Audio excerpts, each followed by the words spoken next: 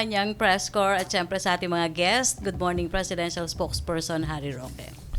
Yes, good morning, Philippines, and good morning, ladies and gentlemen of the the Malacanang Press Corps. Now, today we have two guests. The first is the OIC chairman of the National Youth Commission, who is Ronald Cardema. OIC Chair Cardema is from UP Los Baños, served as head of the UP Vanguard Fraternity, and has been a political affairs officer in the House of Representatives for a very long time. He's here to appeal for the registration of the youth for the upcoming SK elections. We also have as guests a 2018, because we are commemorating and celebrating the National Heritage Month, guests from the National Commission for Culture and the Arts. Specifically, we have Commissioner for Cultural Heritage, Reverend Father Harold Rentoria. So this is what we will do. I will first invite OIC Chair Ronald Cardema to the podium, and you can ask him questions for about 10 to 15 minutes. Then we will do our press briefing. And after our open forum, I will turn over the floor to our guests from the National Commission for Culture and the Arts. So, ladies and gentlemen of the Press Corps, please welcome OIC Chair Ronald Cardema of the National Youth Commission.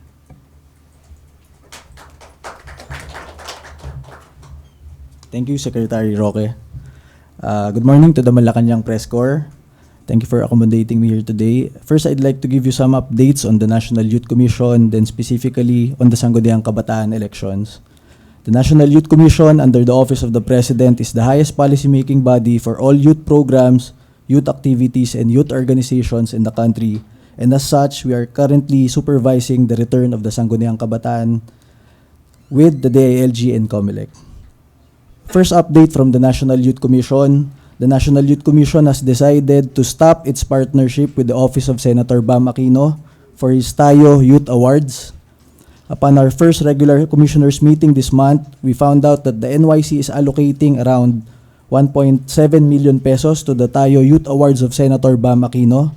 So we have decided that instead of contributing these government funds from the OP NYC to the private youth awards of Senator Bam Aquino, we will just establish our own government youth awards to be called the President Rodrigo Roa Duterte Youth Leadership Awards for outstanding youth leaders and youth organizations throughout the country, and even for organizations of young OFWs abroad.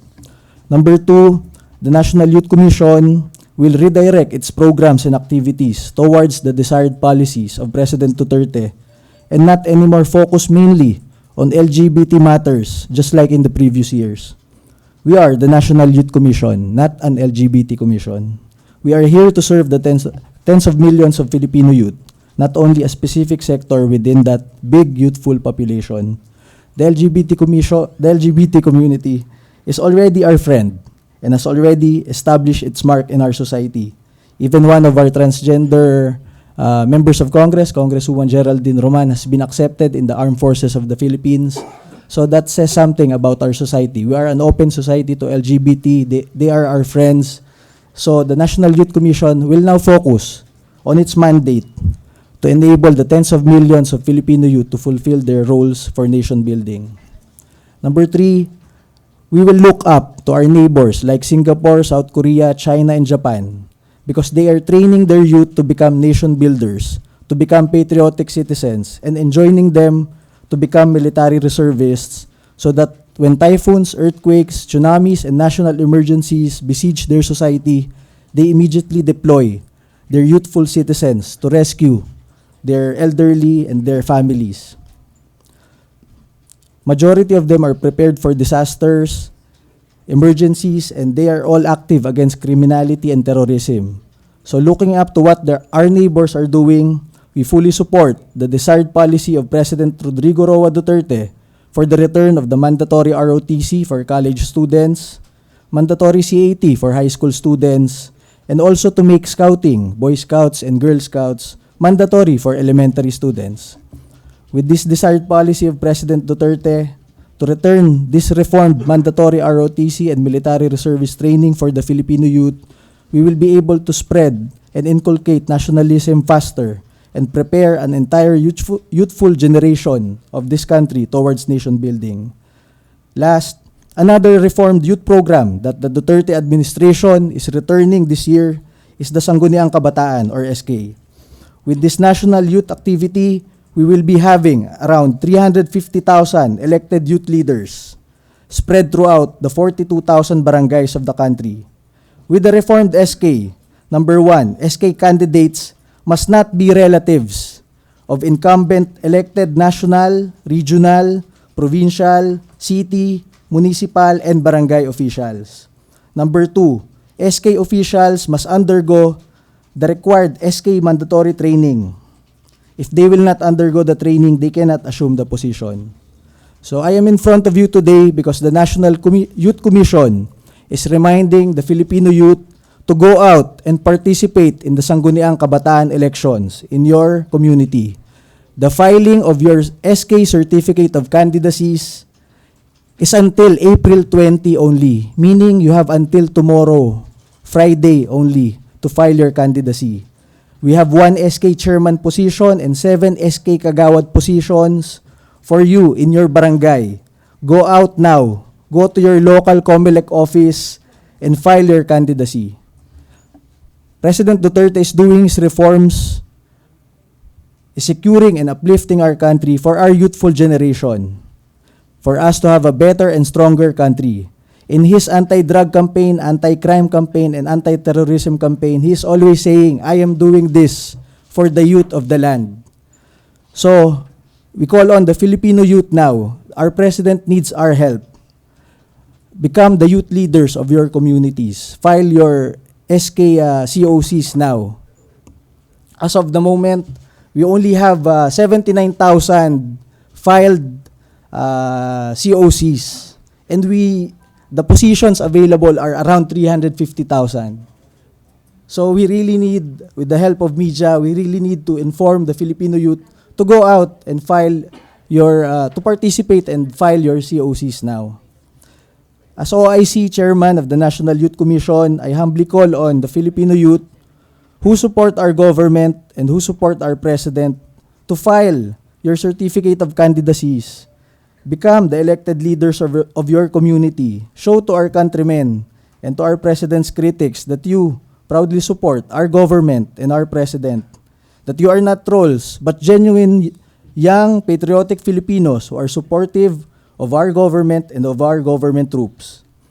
Go now and file as young patriotic custodians of your communities and as incoming advocates to eradicate drugs, criminality, corruption, and terrorism in your barangay. Let the 350,000 incoming SK youth leaders in our country be the direct partners of President Rodrigo Duterte in changing your barangay, in securing your community, and in uplifting our entire Philippine Republic. Let me leave you with a quote from our national hero, Dr. Jose Rizal, 127 years ago. Where are the youth who will consecrate their golden hours, their illusions, and their enthusiasm for the betterment of our motherland? We await you, O youth. We await you. And until today and until tomorrow, the last day of filing, we will await for you. Come, for we await you. Thank you very much. Okay, MPC questions? Magjo-join ka sa SK? Rose? Microphone please. Rose Novenaria, Pataw. Ay, good morning, sir. Sir, may pinapatanong lang po yung taga Daily Manila Shimbun. Paano raw po yung maliliit na barangay na halos magkakamag-anak yung mga tao? Paano yung SK candidates kung kamag-anak ng incumbent barangay officials? Hindi po talaga pwede. Kahit siguro naman sa barangay nila baka lampas 200 man lang sila, meron man lang hindi ka mag-anak doon. It is required by the law, by the SK Reform Act, that hindi pwede yung kamag-anak. We are trying to do the anti-political dynasty system here in the Philippines, and mahirap simulan sa taas. We're starting it with the younger generation right now. So pasado to, batas to, bawal ang kamag-anak ng kahit sinong elected politician na tumakbo sa SK. Okay, sir. Thank you. Thank you Sir, po. tanong ko po. Sa akin naman kasi sa iba yun eh.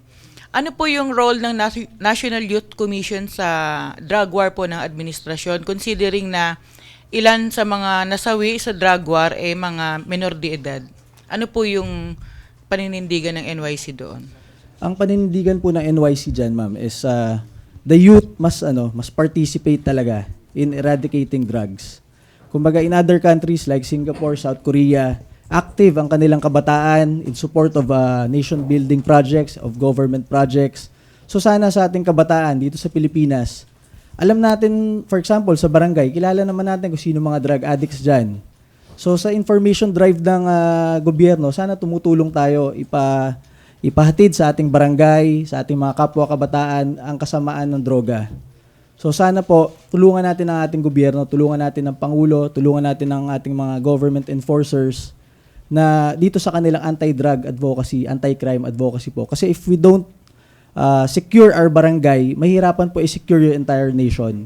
The President needs the Filipino youth to lead your barangays, to lead their communities, para kapag nabago nyo inyong barangay, ang inyong community, kaya natin baguhin lahat ang ating bansa po.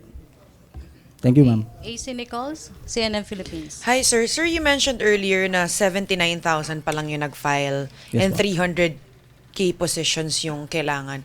Why do you think lesser youth want to get involved in government? Jaded ba sila na, dahil corruption and everything that's going on?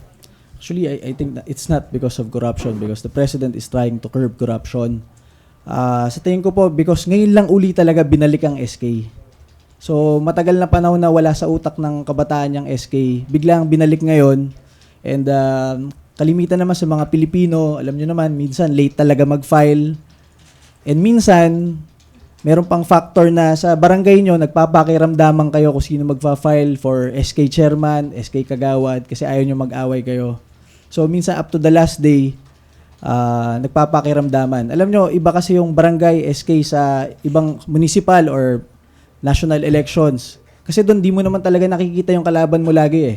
Pero in the barangay, in the SK, mga kapitbahay mo lang yung kalaban mo pag nag-file kayo eh. Magkakakilala kayo. So minsan ayaw nyo magkalaban kayo, you're waiting until the last day kung nag-file ba yung isa para ikaw mag-file naman.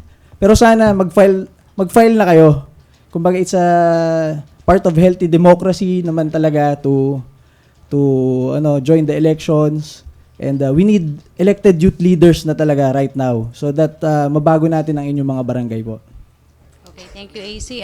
Pia Gutierrez, ABS-CBN. Hi, sir. Sir, what did you mean exactly when you said that the National Youth Commission is not the LGBT Commission? Is this a criticism of the previous administration of the NYC? No naman, ma'am. My boss, former boss, Aisa. Because bago pa si Aisa, parang mayroong culture kasi sa National Youth Commission na mag-focus sa LGBT eh. Parang previous pa, bago Aisa, time of Aquino administration, kahit GMA administration, parang nagfo-focus yung policies on LGBT matters, LGBT resolutions sa NYC. Sa tingin ko po ngayon, wala naman talaga tayong major problem with the LGBT community. They are our friends. Katulad nga sinabi ko, boss ko sa Kongreso, transgender dati. Dati kong boss, si Congresswoman Roman. She was accepted by the Armed Forces of the Philippines as a military officer. With that kind of open society, wala tayong masyadong problema po dito sa bansa natin.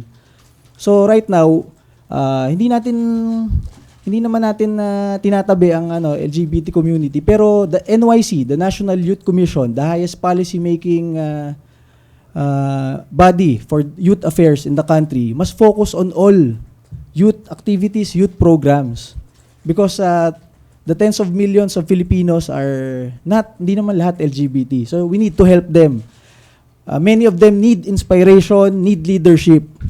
And under President Duterte, talagang maayos yung leadership ni President Duterte. In the youth sector, we also need to lead the youth towards nation building. Ang view po natin parang Singapore, South Korea.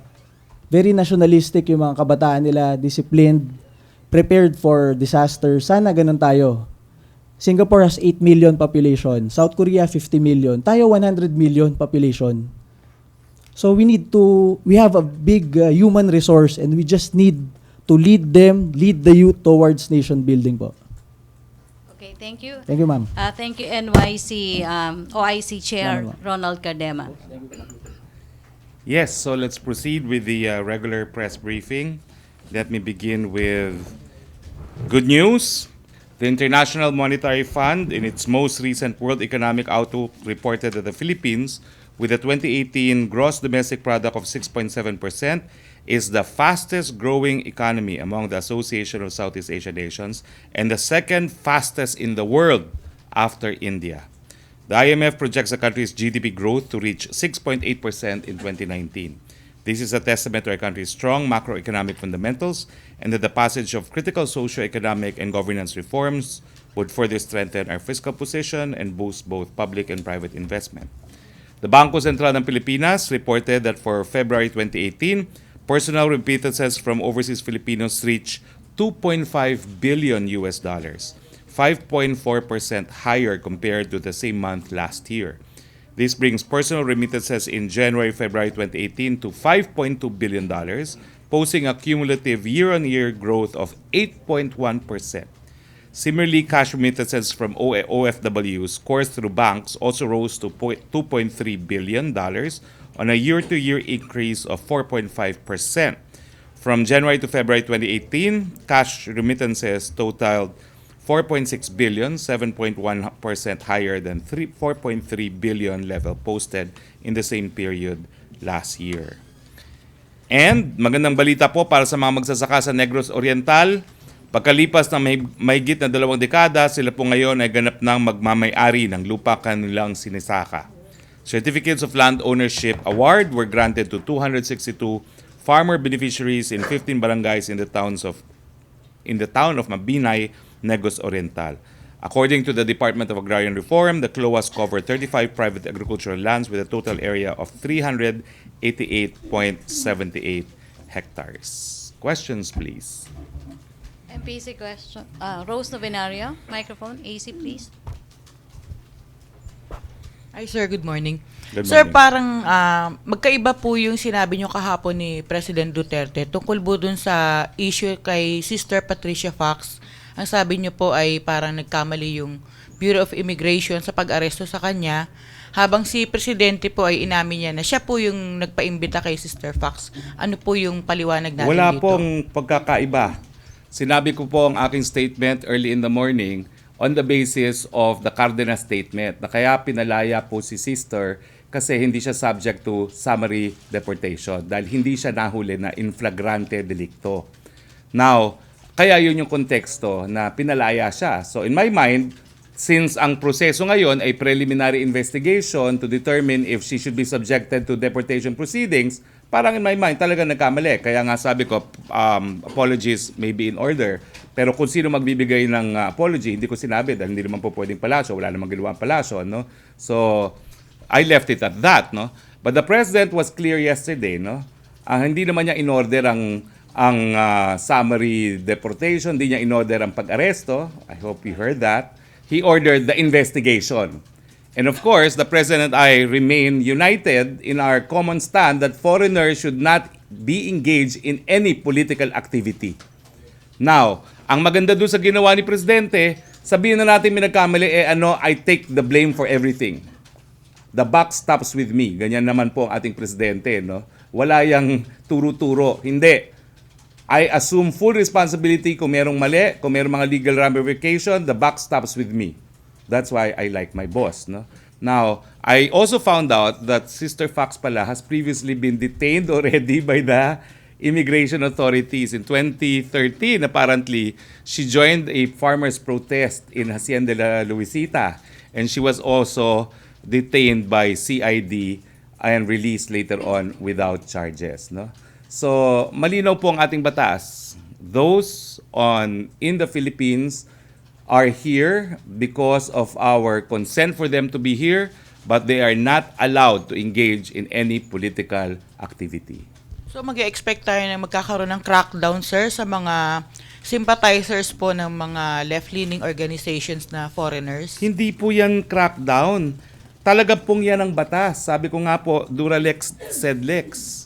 The law may be harsh, but such is the law.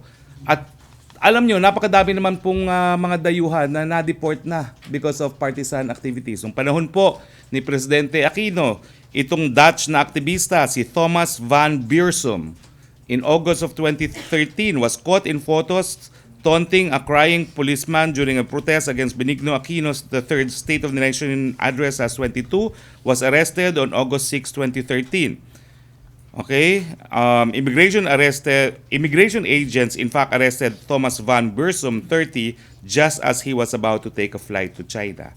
Also, during the time of President Aquino, a 24-year-old Canadian student was lining up at the immigration area for a Cebu Pacific flight bound for Hong Kong when she was intercepted by BI officers. And again, she was apparently held because she participated in a political activity in violation of the condition for stay. Wala pong crackdown. Yan lang po talagang batas. Okay. And even Sister Fox, no? Now, also, incidentally, bukod po dun sa batas na Commonwealth Act pa, meron pang Operations Order number SBM 2015-025, Prohibition on Foreign Tourists in Engaging in Political Activities in the Philippines. This was signed by Sigrid Fee Mison and approved by then Secretary Laila M. De Lima. Okay. Malinaw Tento po yan. Vera. Wala pong crackdown yan. Yan lang po talagang batas. Good morning, Secretary. Relatedly, the President said yesterday that he is the only one who decides on who gets in the country. How will he carry this out, sir? Well, alam nyo naman, talaga namang ang CID po is under the executive. Effectively, the CID operates under authority of the President. Also, Secretary, when you said that foreigners are not allowed to participate in political activities in the Philippines, are we not being selective? Because last February, members of the Communist Party of China had a political engagement with PDP Laban here in Manila. That was not a political activity. It was a formal party-to-party contact. It was not a political protest. Not necessarily political protest, but it was a political activity. No, that's not a political activity. That was a formal meeting. It was not a political activity. Ang ayaw natin yung naghihimasok. Pero yung pumapasok sa kasunduan, ang dalawang partida, hindi po political activity yon. I'm sorry. But the event of PDP Laban was, I guess, a party congress or something to that effect. And similarly, Kasunduan po na linagdaan yon. Ang mga sinasalihan po nito, mga protesta. So malinaw naman but po ang nonetheless a distinction. political activity. Oo. Malinaw naman po ang distinction dyan. I'm sorry, if you think there is no distinction, hindi po tayo talaga magkakasundo. Thank you. Okay, Thank you. Cedric, to be followed by AC. Sir, morning sir. Sir, do you know of any particular incident or event that the President was describing yesterday with respect to Sister Patricia Fox? Because he seems to know something perhaps from the intelligence community or intelligence resources niya, sir? Apparently, talagang gawain naman ni Sister na makisama sa mga protesto ng mga magsasaka, mga katutubo. So, mukhang public knowledge naman po. At saka napakatagal na palang madre yan dito, no, na talagang activities na talaga niya yon na sumali sa mga protesta ng mga magsasaka at mga lumads. Kasi may sinabi si Pangulo na his own words, walang ya, yung bibig yung nung madre na yan. Baka meron siyang meron siyang dinidescribe na particular event, sir, na Hindi ko po alam yan. monitor ni Pangulo. I have no knowledge on that. AC? Sir, just a follow-up. I just would like to clarify kung ano yung specific position ng palace, sir, when it comes to yung foreigners here nga. It's not a position of the palace, it's the law. I mean, yeah, but for example, if merong foreigner na nag-join ng rallies na supportive of the government, will it still be applied That to would that? still be applied because it does not distinguish. So it's not When just the law does not distinguish, enforcement agents should not. And I said it might seem harsh, but such is the law. Dura lex sed lex. so it's not just for foreigners who are No. critical of the government. You know, Sister Fox is an instance where there appears to be bipartisan support in the sense that she was also apprehended in the past administration. Question? So we cross party lines on the issue of foreigners taking part in political activities. May follow-up? Other issue, Marisol Halili. Microphone, thank you. Hi, sir. Good morning. Sir, just for the record, when the president said in his speech the other day that he fired a government official last week, who was he referring to? I'm not sure if, because he did not fire, there was a resignation. And, to be candid, if USEC did not resign, he would have been fired. Why is that, sir? Corruption that the president knows about. No? Corruption relating to activities of labor recruiters, apparently, no? And the Department of Labor and Employment. So, but I'm not sure if that was what he was referring to. I just have personal knowledge that if the resignation was not submitted, he would have been fired. Sir, aside from... I was told already that he's the next on the chopping block. But I was awaiting orders on when to announce it. I did not have to announce it because he resigned. But it was important still to say it because in his resignation letter, he said it was a matter of difference over Endo. Well, I was just awaiting instruction to make the announcement on USEC. Sir, aside from USEC, meron pa po bang nakalinya? Wala pa naman nababanggit sa akin ng presidente. Yun lang pong binanggit sa akin. Thank you, sir. Follow-up? Follow-up, Laila. Sir, you said USEC would have been fired for corruption. So, is the government going to pursue cases against him? It's the job of the ombudsman now. I'm sure the matter will be relayed also to the Presidential Anti-Graft Commission, but in the scheme of things, the ombudsman must act on it. Sir, could you detail to us what this alleged corruption Unfortunately, I involved? don't know myself. I was just told that the next one would be USEC Okay, thank you. by the president himself. Follow-up? Follow-up? Jopel? Microphone? Sir, one question lang po. Yung may nabanggit po kayo ata kahapon na may sinibak na sa pwesto and posible itong may mari-reappoint doon na sinibak sa pwesto. Wala po. Ang sabi ko lang is, minarinig ako na baka may isang na-reappoint, hindi naman na-reappoint pa hanggang ngayon. So, wala. Thank you, sir. Okay. Follow-up? Other issue? Tina Mendez? Microphone, thank you. Is there any statement on the claim of the singer Freddie Aguilar that he will join you in the administration senatorial lineup for 2019? Well, I don't know if I'm running, but I wish him well because he has publicly said his intention to run for public office. Did the president really give him blessings to run? I have no information on that, but I wish him well. Thank you, sir.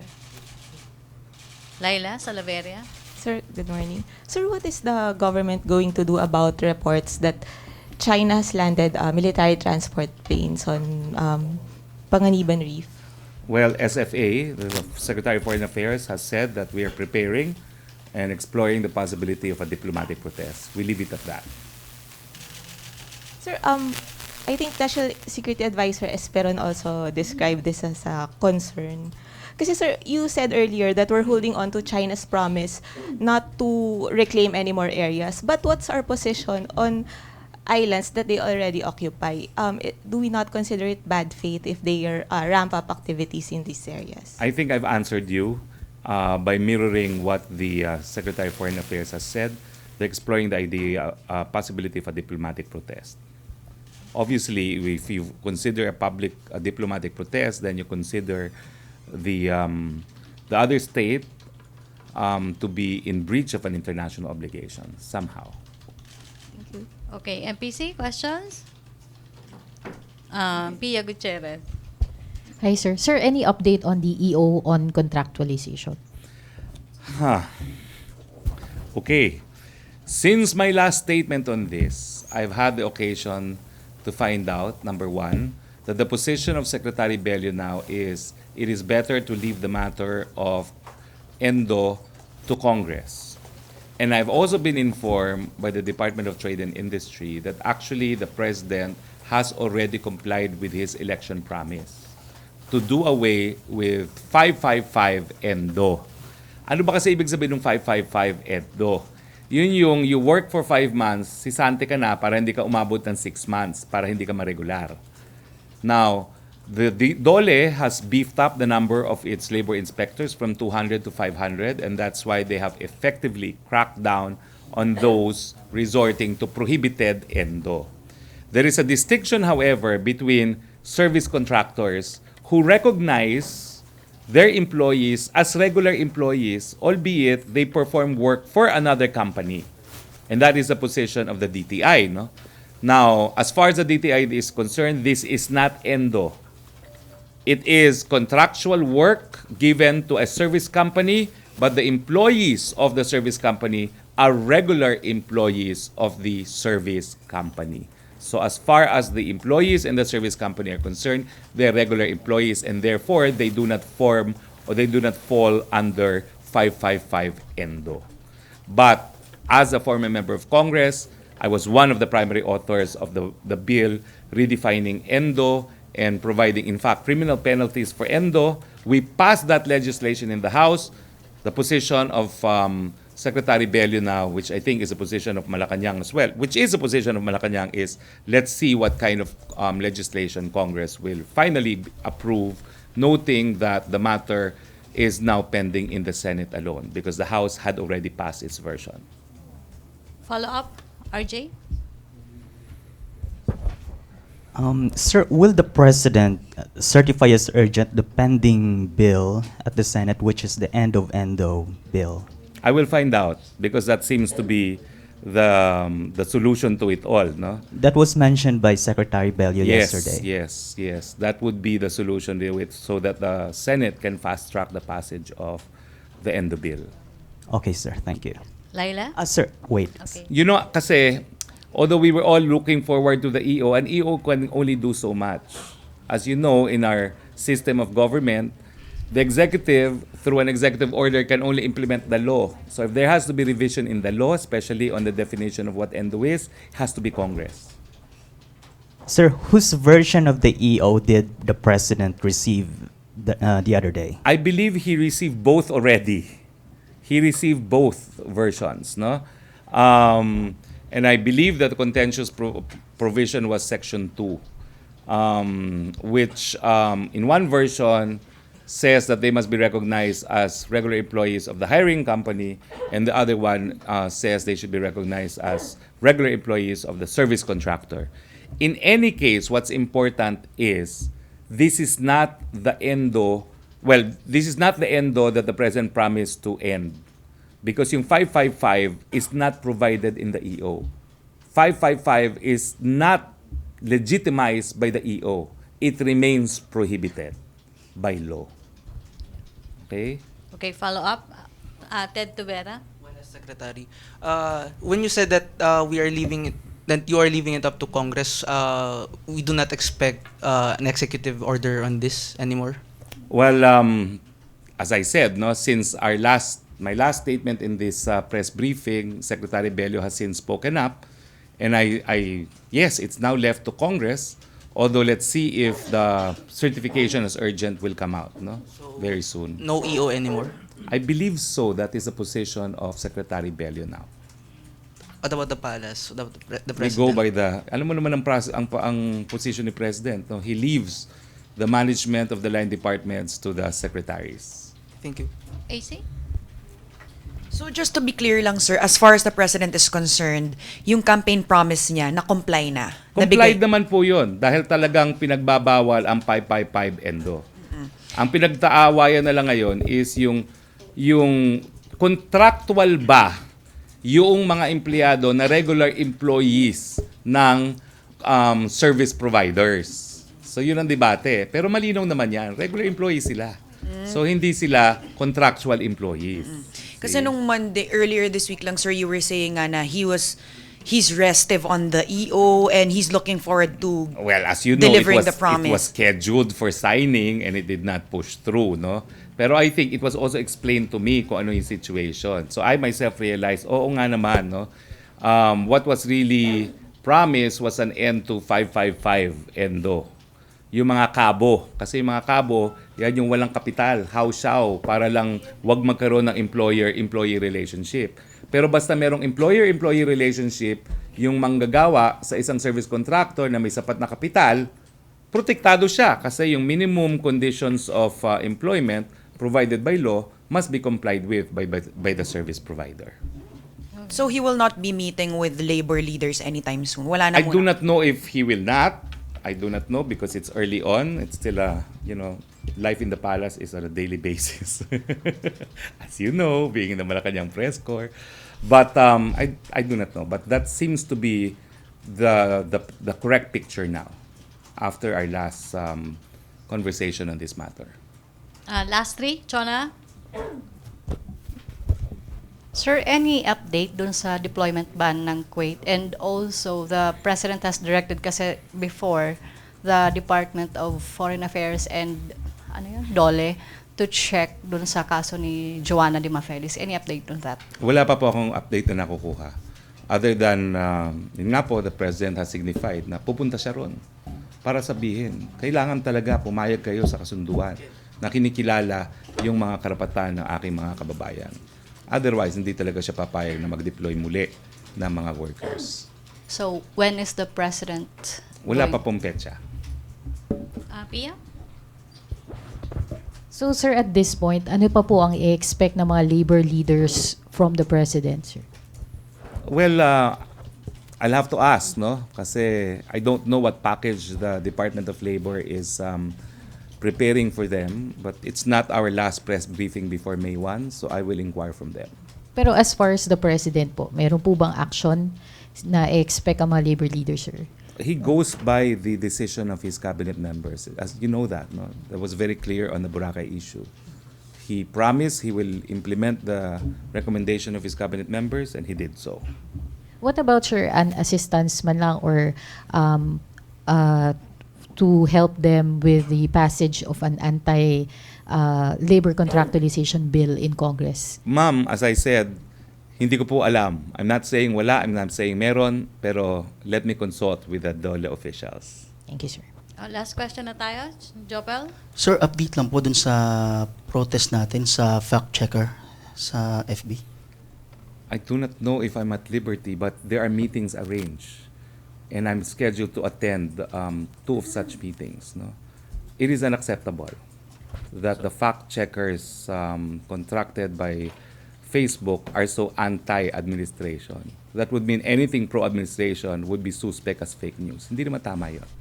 Although I reiterate, mas mabuti itong ganitong proseso kaysa legislation. Diba? Sir, kailan yung meeting? I have a meeting, it's not just me, there's a number of us meeting with them. I know after the meeting I'm going to Balayan, so I think that is, I think within next week. I think it will be next week. And with First whom, part sir? of next week. With Facebook. Thank you, sir. Okay, no more question? Secretary Roque? Okay, so now may I introduce to you our guests from, as I said, the National Historical Commission. We are celebrating National Heritage Month. And I am calling again Father Harold Ritoria, who is the Commissioner for Culture.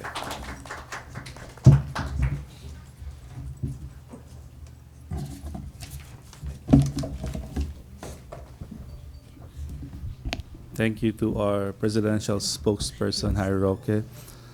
Joining me also is the chairman of the National Historical Commission of the Philippines, Dr. Rene Escalante, and the director of the National Museum of the Philippines, Director Jeremy Barnes. So, to the Malacanang Press Corps, that's good noon. So, the National Heritage Month celebration, it has a Presidential Proclamation 2013 signed by President Gloria Macapagal Arroyo, Proclamation number 439, declaring the month of May every year as National Heritage Month. So the purpose of this is for us to celebrate and preserve our heritage, our Filipino heritage.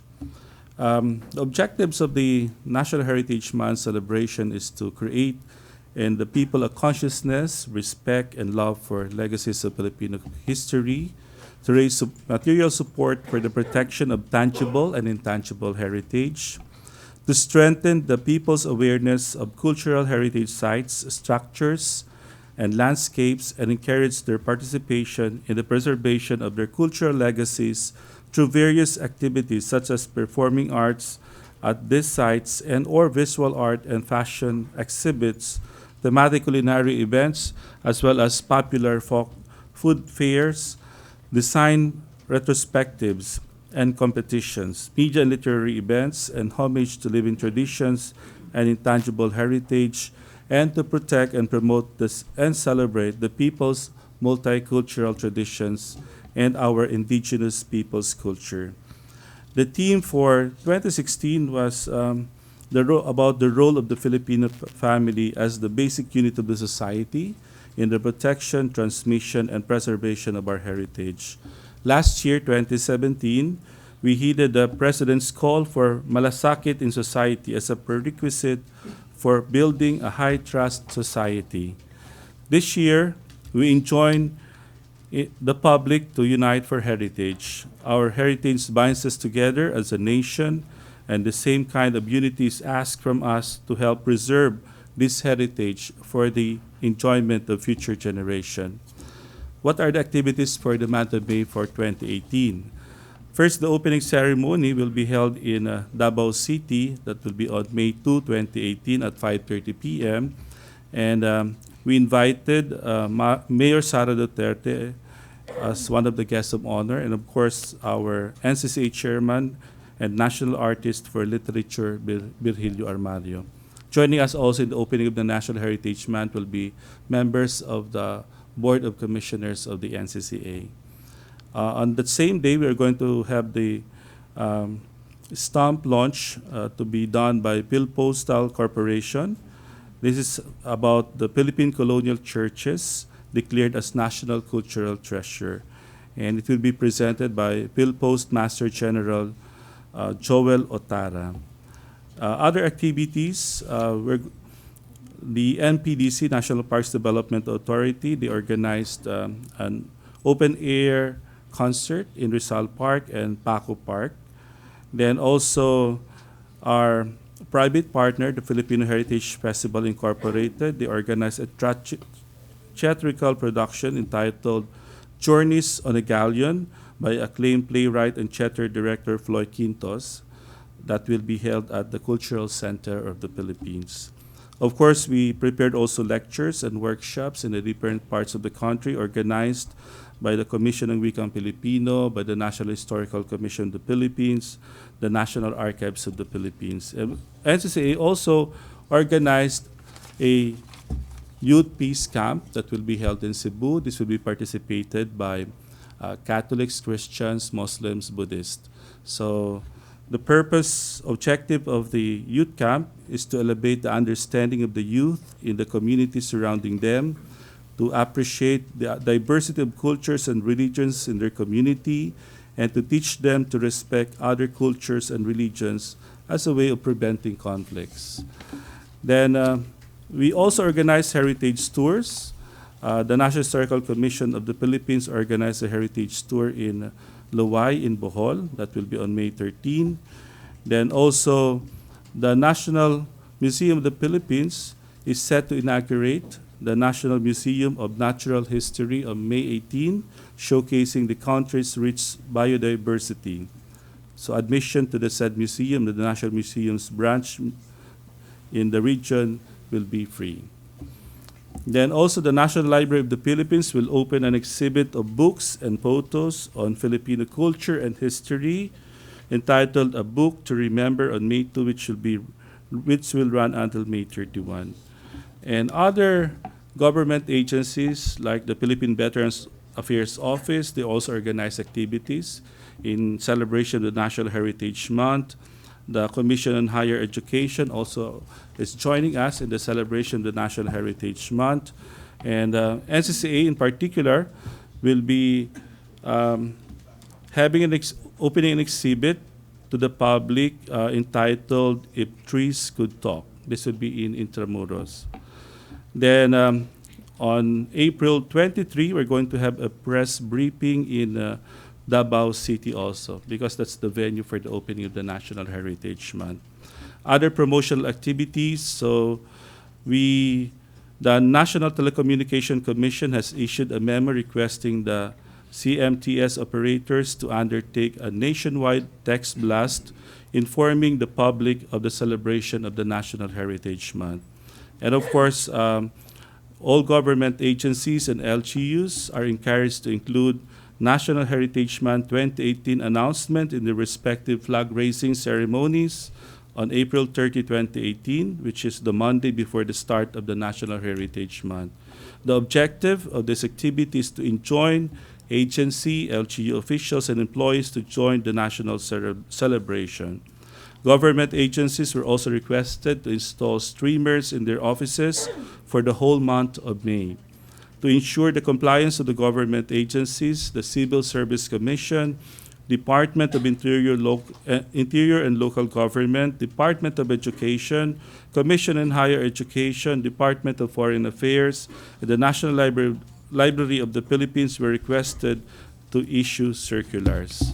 So thank you, and I hope you're going to help us disseminate the information so that the Filipinos, all of us, will celebrate our pamana, and we will be united in preserving and protecting the Filipino heritage. Thank you.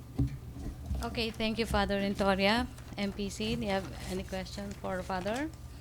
Okay, thank you, Father. Presidential Spokesperson Harry Roque. So, okay. Thank you. That concludes our regular press briefing. See you again next Monday. Thank you very much. Okay, Good day. thank you, Presidential Spokesperson Harry Roque and Malacanang Press Corps, and sa ating mga bisita, back to our main studio sa Radyo Pilipinas and People's Television Network.